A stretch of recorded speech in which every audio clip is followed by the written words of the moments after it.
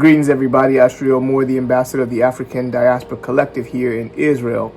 I wanted to just jump on here for a moment, just to kind of share some thoughts about something that I see recurring.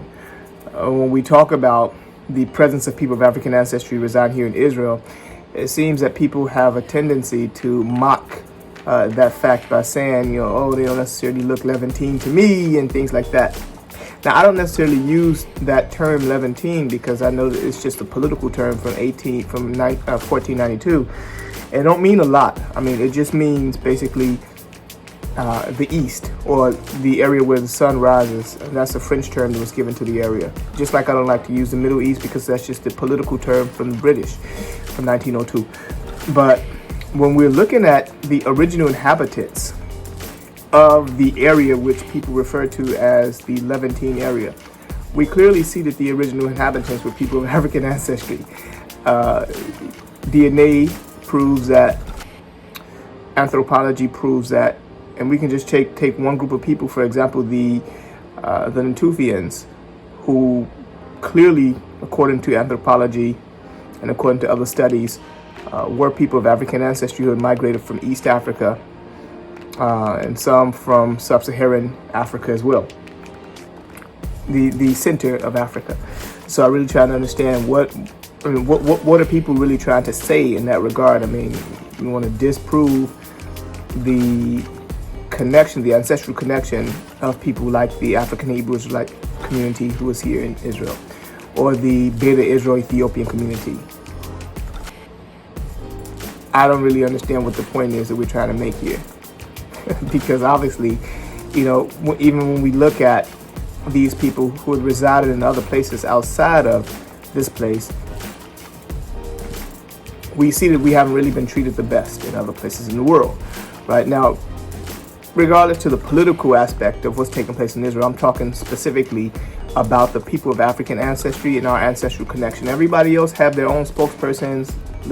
Let them speak about whatever it is they like to speak about. I'm going to focus on the African presence here in Israel. And so, you look at the Ethiopian community, for example, in Ethiopia, the Beta Israel Ethiopian community. You would think that they look like the other Ethiopians. You would think, obviously, they should be received like the other Ethiopians within the Ethiopian community in Ethiopia. But that's not necessarily true. They were persecuted. They were chased out of Ethiopia. They hadn't had an easy time in Ethiopia. I mean, we know that there were periods of time where the Israelites were the ones who were the leaders in Ethiopia. But when we look at the 1970s, after the overthrow of Haile Selassie I, we see how Ethiopians were actually treated. And one of the main reasons why they were looking to flee Ethiopia, besides the fact that they were trying to flee the famine and the war, was because they were one of the groups that were actually being targeted in Ethiopia by this new regime. And so they were looking to return home, but it had always been a thing for them. They wanted to return to their ancestral homeland. These are our brothers and sisters. When we look at the African Hebrew Israelites in America, we clearly know that they were taken away from the western shores of Africa into America to be enslaved against their will. And we know that a significant amount of them were actually sold into slavery to the Europeans by the locals. And so, they were not sold because they were local. They were sold because they were outsiders, in addition to the prisoners of war and others. These people were actually recognized as outsiders. They're still recognized as outsiders today. I mean, when you look in West Africa today, you see that there are groups like the Ashanti in Ghana, the Ga, the Ewe. See that there are the Igbos in Nigeria that also, they were persecuted in 1967.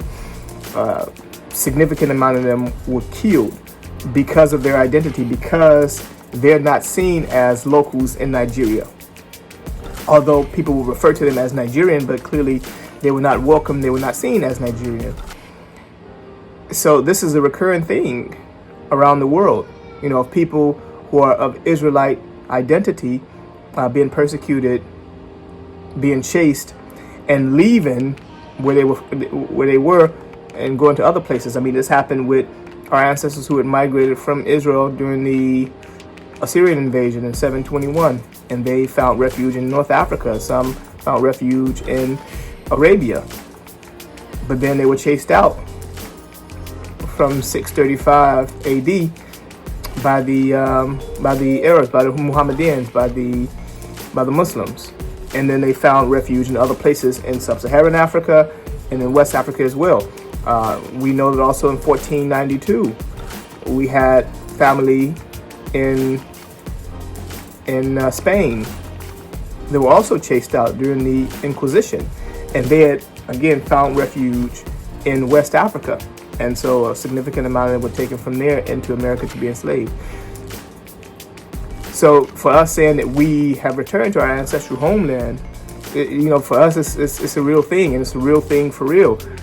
No, we don't look like the other people who in the area who people would refer to them as the original inhabitants of the place, because these people are a mixture of Indo-Europeans and African peoples who had basically cohabitated over the centuries because of all of these powers coming in and conquering. And so as a result of that, obviously these conquests had led later on to an intermix of all of these peoples. So we know about the Greeks, and we know about the Romans, we know about the Ottomans, we know about the European Crusades, we know about the Arabs. I mean, we know about all of these peoples who had come in and obviously not only inhabited these areas, but they also kicked a significant amount of the original inhabitants out, and then they also commingled with the people who were here. So no, we don't look like those people, and we return to our ancestral homeland in order to reconnect with our home, and this is our identity. So for those people who are claiming all these things, clearly you just don't know what you're talking about. But I just want to jump on here and just to share those things with you all, which I found were very important. And don't forget to like, subscribe, and leave me a comment below, and just share with me your thoughts. Share me your thoughts. I'll be more than happy to continue to. You hear the children in the background, so that means it's time to go. But once again, thank you so much for continuing to follow me on this journey. And until then, you have a good day.